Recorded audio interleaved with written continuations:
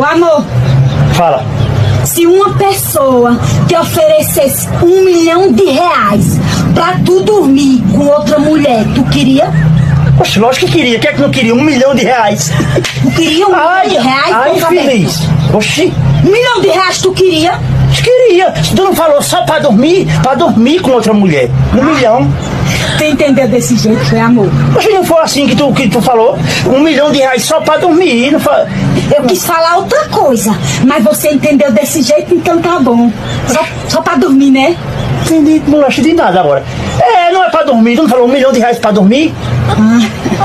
Aí tu pegava R$1 milhão. Queria, testa de lajota. Ai, desgrama. Coisa.